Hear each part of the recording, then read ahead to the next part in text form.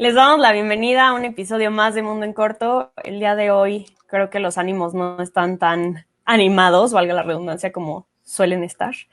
Y es que han sido días pesados, sobre todo para las mujeres. Creo que han sido días de muchos sentimientos encontrados y pues bueno, también justo hoy se cumple un año de que la OMS declaró el COVID como pandemia mundial. Entonces creo que han sido fechas muy significativas, de mucha reflexión y pues bueno, por eso el episodio de hoy también tiene la importancia de hacer el uso de nuestra voz para hablar de esto que es importante, ¿no? De la seguridad que tenemos las mujeres en nuestro país. Bueno, la no seguridad que tenemos. Pero bueno, Diana, ¿cómo estás? Hola, Cari. Hola a todos. Eh, Abrumada. Creo que ese es el concepto que mejor describe mi emoción. Coincido contigo, han sido días agotadores mental y emocionalmente, porque tratar de sobrellevar no solo las noticias, las respuestas, el acompañamiento y la contención que ha significado que tenemos, o sea, que hacemos como mujeres, entre mujeres, eso es muy, muy poderoso y es complicado a veces como priorizar el autocuidado en estos tiempos donde más se necesita. Entonces, pues, si tú, mujer, nos estás escuchando, pues esa es la primera invitación en este programa, que te des el tiempo de abrazarte, de reconocer cómo te sientes, de llorar lo que tengas que llorar y de saber que no estás sola, que estamos todas juntas y todas muy preocupadas y todas bien valientes y todas bien dispuestas a dar lo que se tenga que dar para que pues presten atención y se hagan los cambios que se tienen que hacer, que son muy, muy necesarios. Así es, y es que venimos de un 8 de marzo distinto. En el episodio pasado ya platicábamos de la importancia de esta fecha. Para aquellos y aquellas que no lo han escuchado, los invitamos a que lo busquen y hablemos un poquito más como de la parte histórica que hay detrás de este día, ¿no? Pero pues sin duda este 8 de marzo del 2021 se vivió de una manera distinta. Las marchas, como lo habíamos hablado, pues no tuvieron la magnitud que habían tenido en cuanto a personas en años anteriores, porque pues obviamente muchas no pudimos asistir físicamente, pero bueno, en redes sociales se notó la presencia, se notó el activismo de muchas personas, de muchas mujeres que estamos cansadas y hartas de sentirnos inseguras, de sentirnos violentadas, de ver a nuestras amigas violentadas. Entonces, fue distinta, pero no por eso menos fuerte. Algo que hay que hablar sin duda fue la postura del gobierno federal, la postura de las autoridades. Entonces ya, como dicen algunos, ¿no? Ya chole.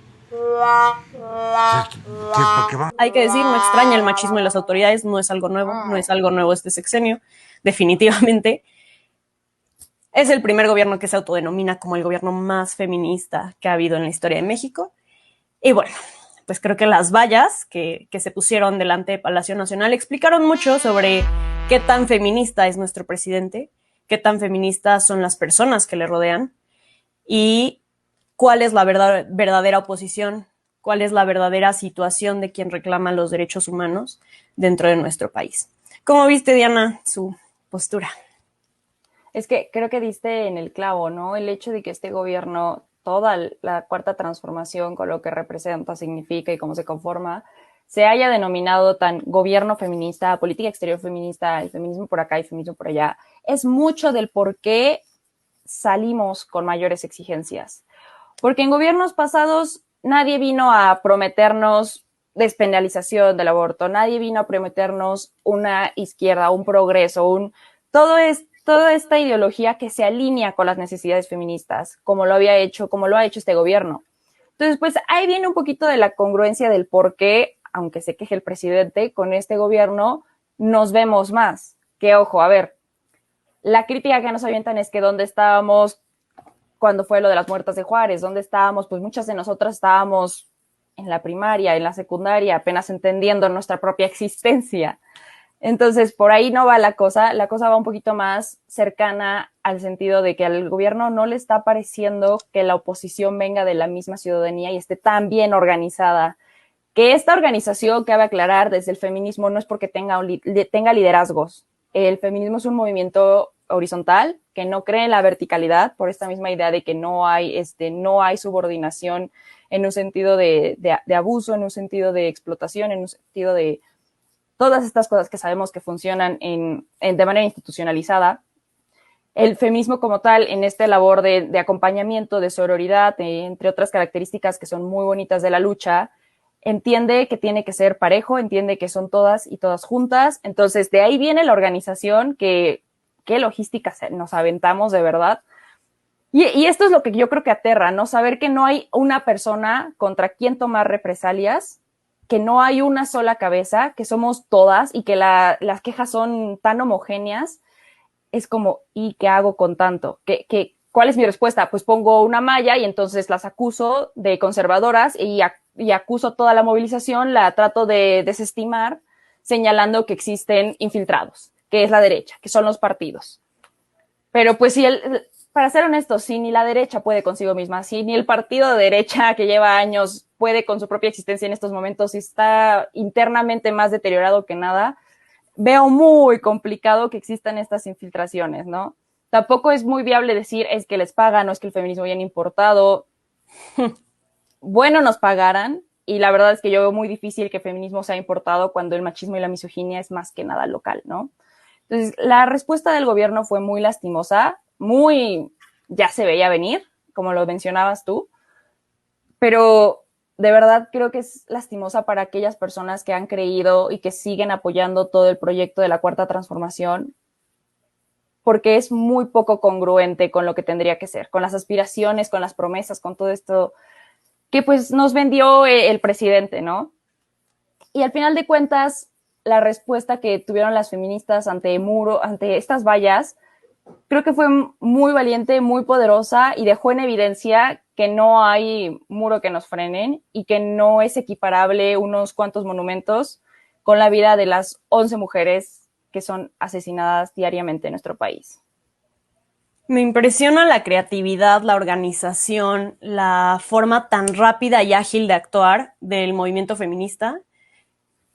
No sé de dónde viene. O sea, mi hermano me dice como, ¿y cómo le hicieron para organizarse?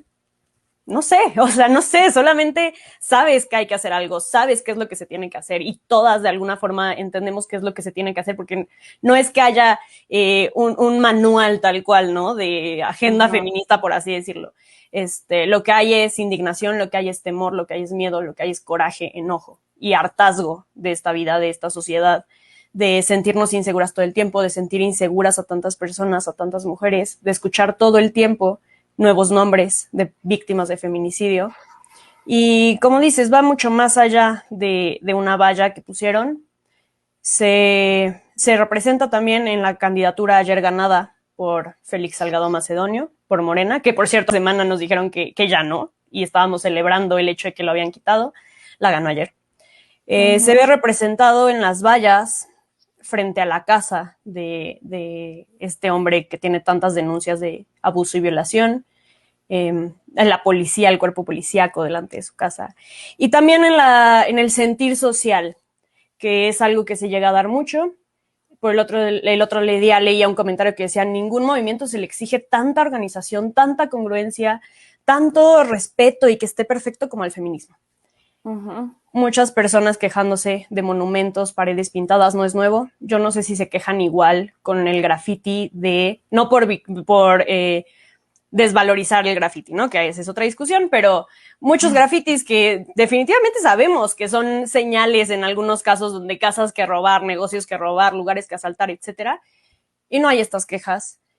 No sé si todos esos machitos que dicen que por qué pintan las paredes y demás no han orinado nunca en una calle, en algún lugar público.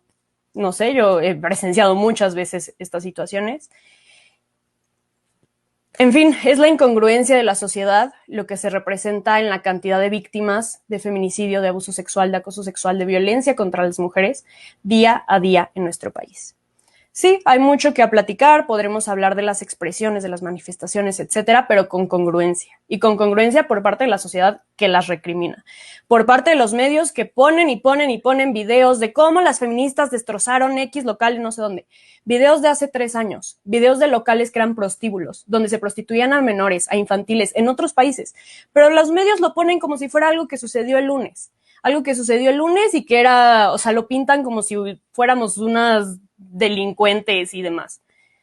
Hay que ver la información que estamos obteniendo, hay que replantearnos nuestro accionar día a día Y pues sí, cansa el estar escuchando todo el tiempo comentarios donde se valoriza mucho más un ícono hecho de piedra y madera que el cuerpo de una mujer.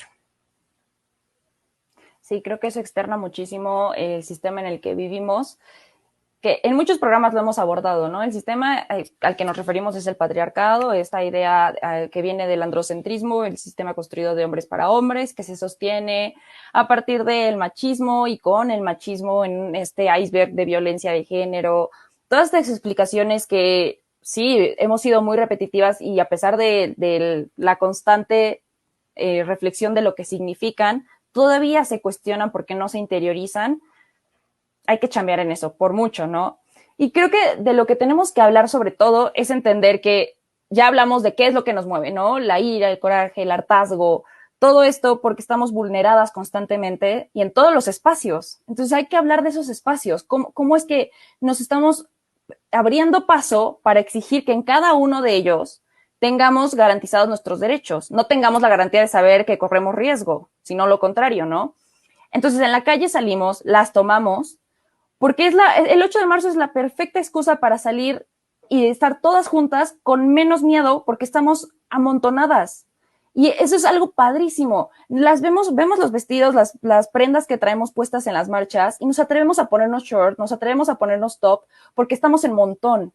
Una realidad que en tu vida individual como mujer no te atreverías a hacer porque sabes que la primera cuadra que cruces ya te voltearon a ver 3 hombres, ya se detuvieron a manejar más lento cerca de ti, ya te chiflaron, ya te están siguiendo y es aterrador lo que vivimos constantemente en las calles y pues, aquí sale mucho siempre la respuesta de algunos hombres, me ha tocado escuchar mayoritariamente de ellos, ¿no? Nosotros también salimos con miedo porque nos pueden robar. Sí, a ti te pueden robar. Tú no sales con miedo a que te vayan a subir a un carro o que te vayan a violar o que te maten después de haberte violado y amanezcas en una bolsa. Sí, México es un país inseguro. El riesgo que corremos son diferentes y es con base en nuestro sexo. Entonces, eso es muy, muy preocupante, que ni en las calles estamos seguras. Y esta ocasión que salimos a marchar, tampoco estamos seguras ni un montón porque es el mismo Estado el que decide tomar represalias. Así es. Sí, como dices, o sea, México es un país violento. Eso no lo estamos nunca negando, nunca estamos diciendo como, ay, no, aquí no hay violencia y solo violentan a las mujeres. No, México es un país inseguro, por donde le vean y hacia donde le vean. Y para quien le vean. Es un país inseguro, sí. Pero si eres mujer, tienes un factor de riesgo mucho mayor. Simplemente México es uno de los 20 países donde ser mujer es, o sea, de los 20 países que es más peligroso para ser mujer. Entonces, a ti, hombre, te podrán robar y te podrán asaltar. A mi mujer me pueden robar, asaltar, violar, asesinar, llevar, mutilar o explotar en una red de trata. Por no decir toda la cantidad de gamas de violencia que se puede vivir dentro de estos, ¿no? Hombres, sí, también les puede pasar todo esto que estamos diciendo, pero sabemos que el porcentaje de mujeres a las que les sucede diario es mucho mayor. Entonces hay que tener esta perspectiva de género, hay que voltear a ver las cosas como son, hay que dejar de excusar en, ay, a los hombres también, ay, es que la violencia es para todos. Sí, nunca estamos diciendo, no, queremos un país solo violento para los hombres. No, a ver, no queremos violencia, pero hay que cuidar a nuestras niñas, que son el grupo mucho más vulnerable de todos. O sea, si ser mujer es peligroso, ser niña te pone en un lugar de vulnerabilidad que me enoja mucho, me hierve la sangre. Pero bueno. No es algo nuevo. El otro día estaba platicando con mi mamá y me decía que desde que ella era pequeña le daba miedo cruzar un puente peatonal porque había hombres con todo de fuera masturbándose viendo a las niñas pasar en falda de la escuela. Preferían pasarse por los coches, preferían poder ser atropelladas por un coche a presenciar ese tipo de cosas. Y eso es algo que se sigue replicando, que pasó mucho antes, que pasó con nuestras abuelas y que sigue y sigue y sigue y no estamos listos, o sí estamos listos, pero no queremos cambiar como sociedad. Seguimos excusándonos y es mucho más fácil decir, ay, no, pero bueno, vamos a platicarlo en otras 400 conferencias más y en otros espacios más donde nos digan cómo podríamos hacerle para nunca hacerlo, que eso es algo que también se está dando mucho últimamente, ¿no? Foros y conversatorios y bla, bla. Y a la hora de que les exiges a las autoridades que pongan algo en práctica, no, todavía hace falta o lo empiezan a patear. Entonces, pues bueno, 100% no quiere decir que lo vamos a dejar de hacer, tenemos que seguir tomando cartas en el asunto, pero es hora de que las autoridades comiencen a accionar, que dejen de lavarse las manos, que dejen de patear la pelota a ver quién lo hace Y en ese sentido es preocupante, a mí me preocupa demasiado que las escuelas y las universidades donde se supone que se educa la sociedad, donde se supone que estamos todos y todas para aprender, llegan a ser unos lugares tan inseguros al nivel de que las mujeres prefieren no ir con tal de no tener que convivir con su agresor, que puede ser quien le imparte clase, que puede ser un compañero, que puede ser un extraño que entró a las instalaciones. Entonces, es demasiado necesario hablar de esto, o sea, ya puntualizándolo a las escuelas y universidades. Sí, sí, y nos vamos a tener que referir a esos espacios porque muchas veces lo hemos tenido que discutir. Lo privado es político, si lo público es totalmente político porque es responsabilidad del Estado. El Estado tiene gran responsabilidad también en aquellos espacios privados como son tu hogar, haciendo énfasis en que también en el hogar ha aumentado la violencia doméstica, las llamadas por violencia doméstica, entre otras cosas, unas cifras aterradores durante toda la pandemia por las circunstancias de estar encerrado y conviviendo con tu agresor.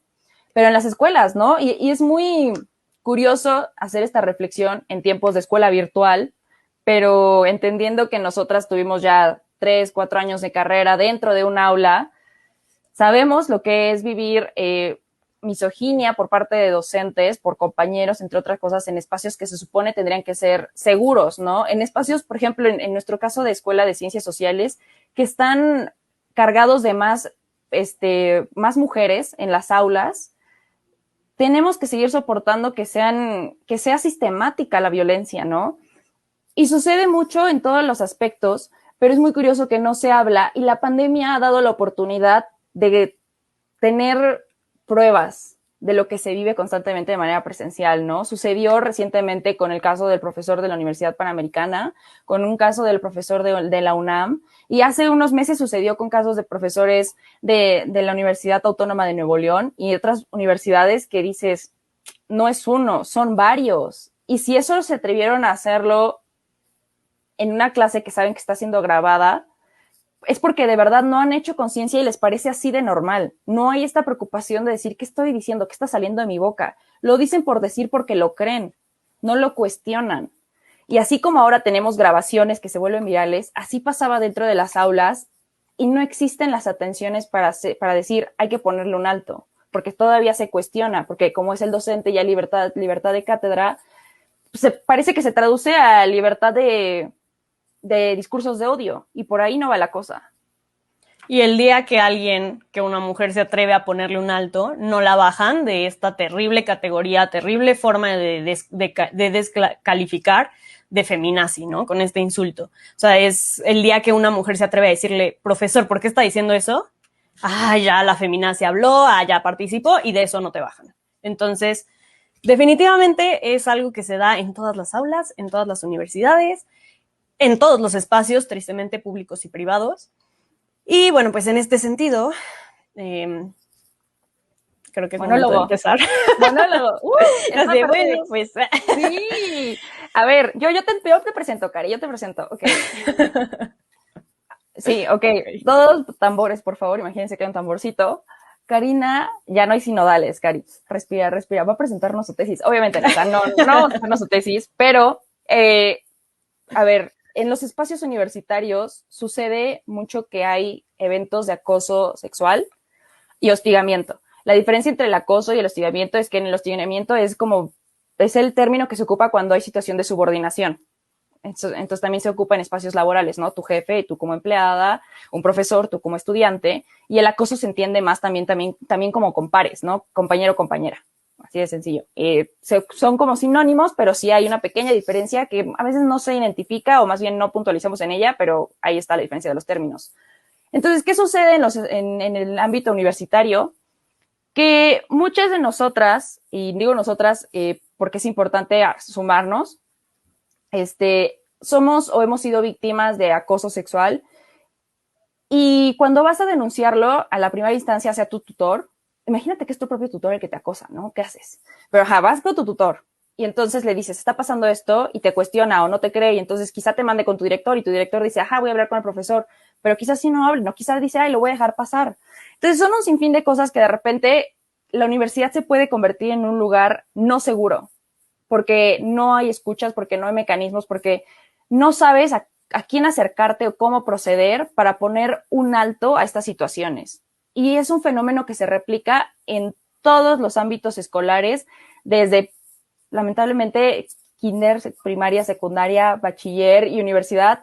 Y en esta etapa me parece que somos más conscientes, y aún con esta conciencia no hay la atención que debería haber por parte de las autoridades dentro de las instituciones, que tendrían, una vez construidos estos mecanismos, me parece que serían la mejor respuesta para entonces canalizar la atención a otros niveles, como sería incluso pues un nivel jurídico en un espacio externo, ¿no? Ya como pues atender a lo que tenga que ser de procesos legales.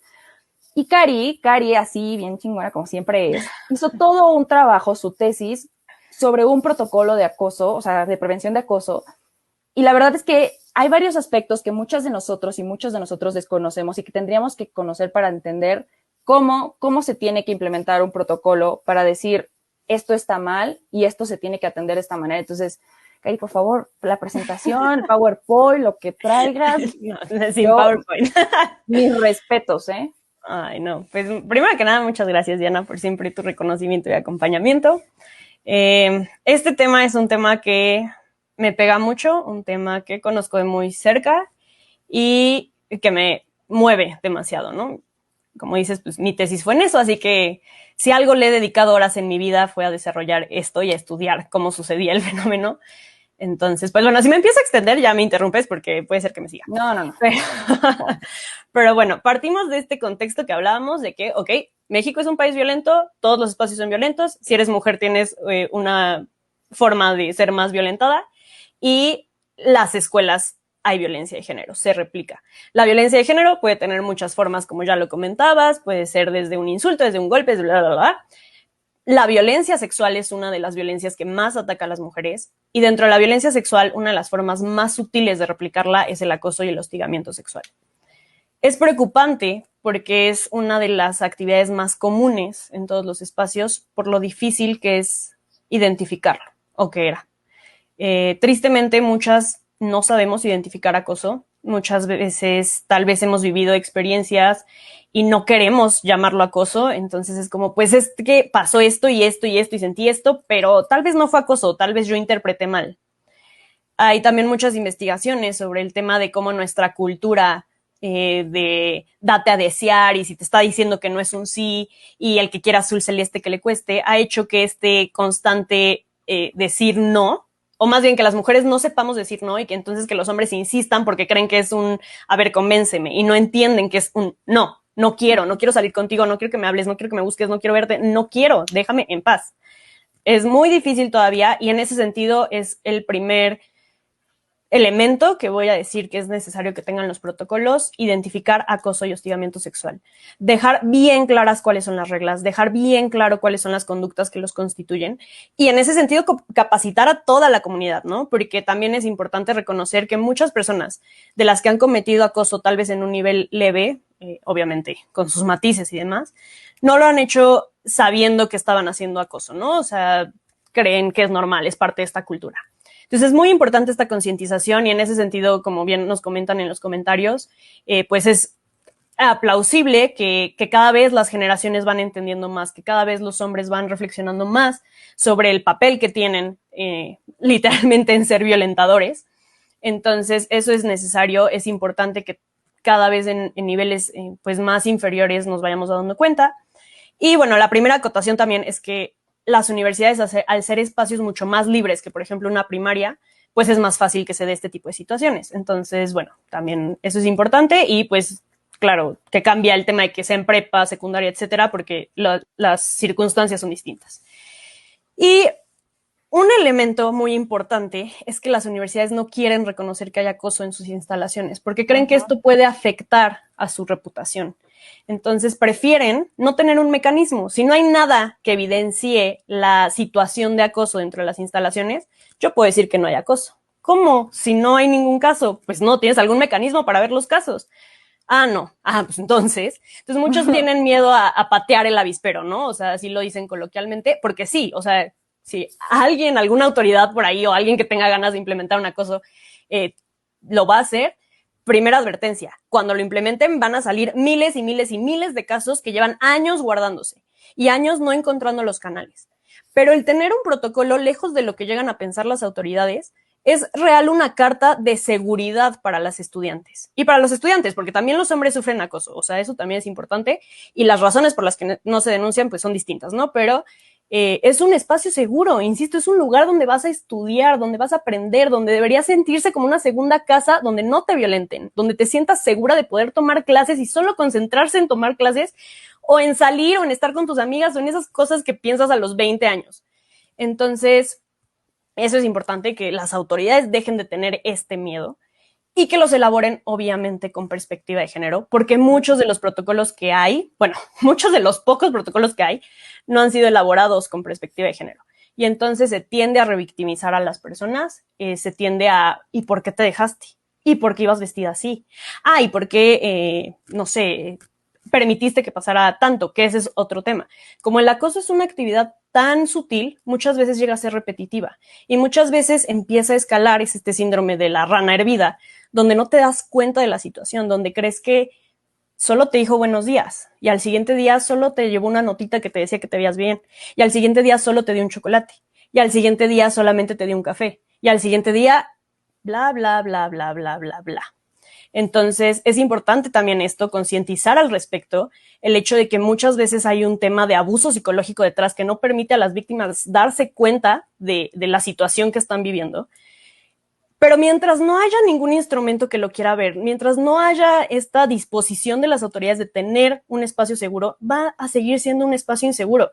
Y entonces, ¿qué es lo que han encontrado las alumnas? Los tendederos de denuncia. Si tú no me estás dando una forma de poder explicar, de poder llevar un debido proceso, de que sea un protocolo público, por favor, universidades, si tienen protocolos, tienen que ser públicos. No sirve de nada que tengan su libretito ahí guardado, ¿eh? Tiene que ser público. La gente tiene que saber cuáles son los mecanismos, tanto como persona que denuncia como persona denunciada. Es parte de los derechos de la persona denunciada también el saber cuál va a ser el seguimiento. Entonces, esto es muy importante, nada de, no, sí hay uno, pero nadie lo conoce. No, pues qué chido. Ok, pues a ver si algún día alguien nos ilumina. Entonces, es muy importante eso también. Y bueno, hay muchos otros elementos, pero así, a grosso modo, regresando al tendedero de las denuncias, claro que aquí hay un tema de reputacional hacia las personas denunciadas, que bueno, no cometas acoso si no quieres que te denuncien, no cometas actos de violencia de género si no quieres que te denuncien, pero, ok, entendemos que ahí tal vez en la parte jurídica puede haber ahí algún tema a abordar, pero es la forma que se ha encontrado, es la forma en la que la gente ha podido decir, cuidado con él, porque a mí hace 10 años me acosó, me violentó, me hizo esto, me hizo el otro, abusó, etcétera, ¿no?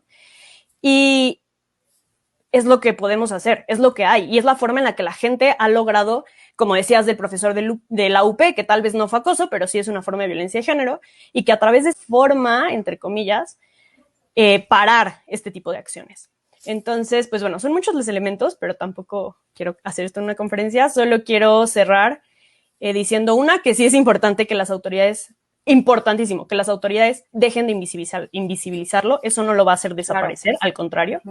Y 2, a todas las personas y mujeres que han sido víctimas de cualquier tipo de violencia de género, hacerles saber que eso no te define, que tu fuerza no es a partir de un acto de violencia, porque muchas veces hasta los psicólogos te dicen como, ay, agradécele, por eso eres tan valiente. No, eso no te define. No te hace más ni menos valiente el denunciarlo o no denunciarlo. Todos tenemos procesos distintos y somos mucho más allá de esa terrible experiencia.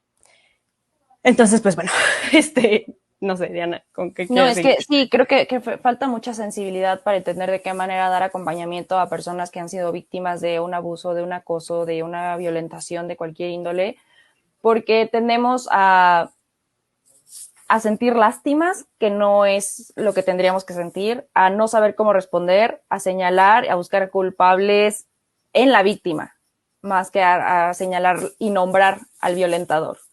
Entonces, sí es mucha chamba de entender que a la víctima hay que creerle siempre y existen los mecanismos y tendrían que existir los mecanismos en instituciones universitarias para llevar de la mano este proceso. Al final de cuentas, hay que hacer hincapié en que cualquier abuso, cualquier violentación y todo, muchas veces, si no es que siempre, no tienen fecha de caducidad por las secuelas que generan. por el impacto que tienen en la vida diaria, mayoritariamente de las mujeres. Porque al final de cuentas te violentó hoy y de repente salen las denuncias dentro de 10 años y la gente empieza a decir, ¿por qué no lo dijo antes? Porque es todo un proceso de sobrellevar. Primero, reconocer que fue abuso.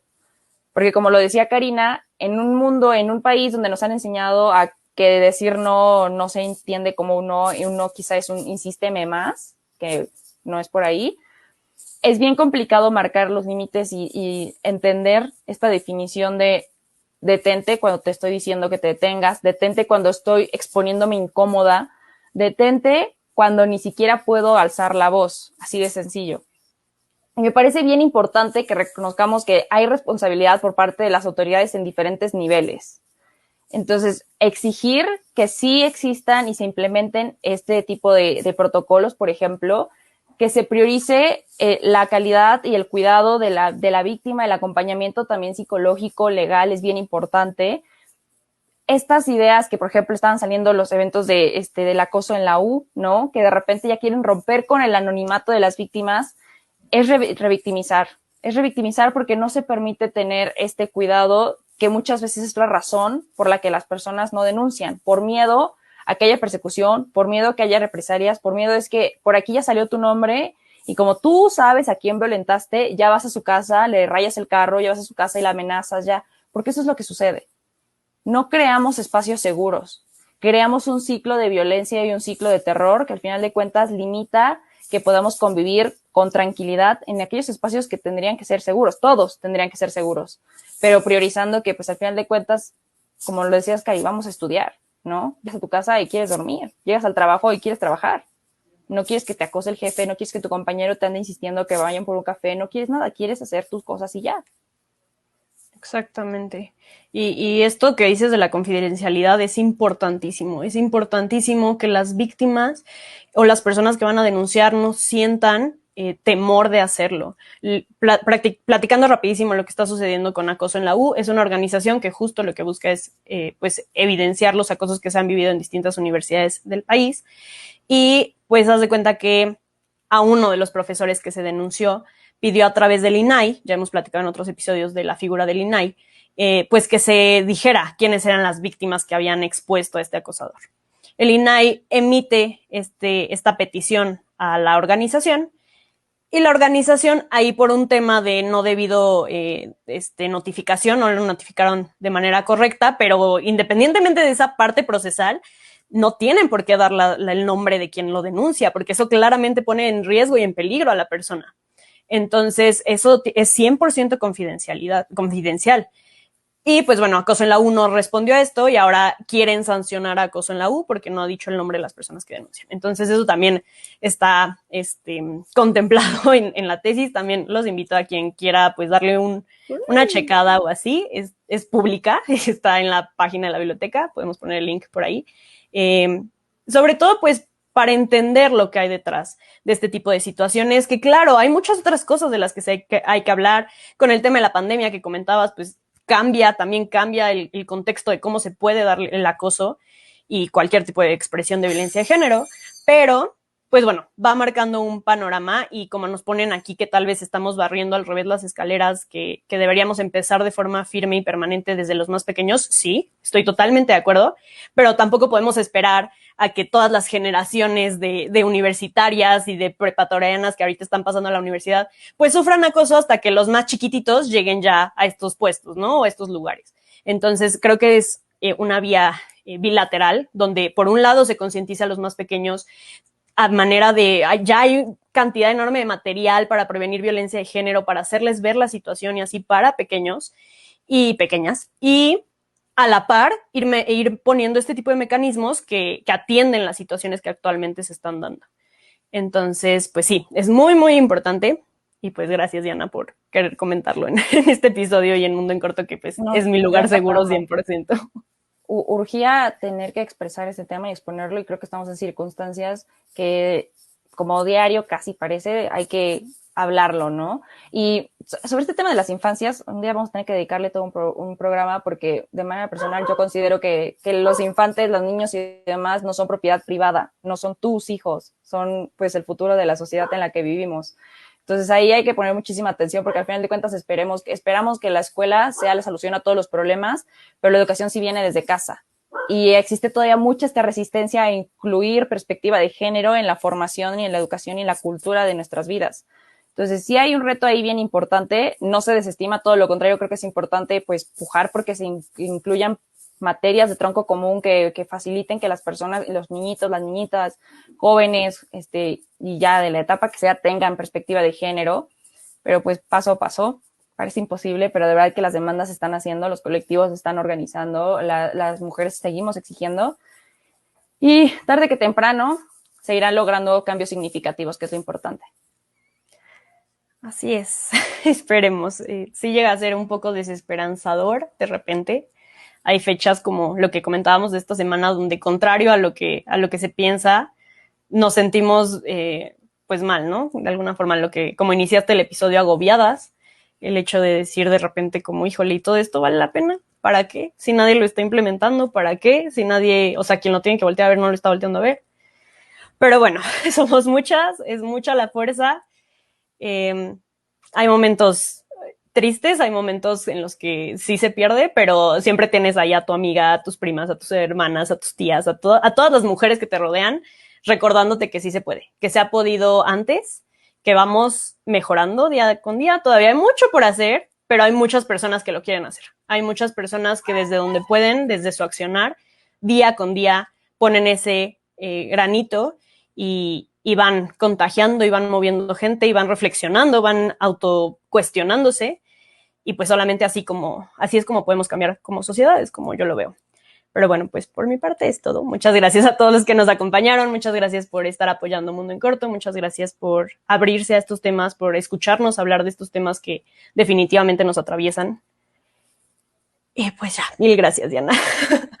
No, gracias a ti, gracias a todos por acompañarnos. Nos esperamos en el próximo episodio de Mundo en Corto. Ya saben que nos pueden seguir en todas nuestras redes sociales. Pues Mundo en Corto es para ustedes, que es lo importante. Y gracias por estar.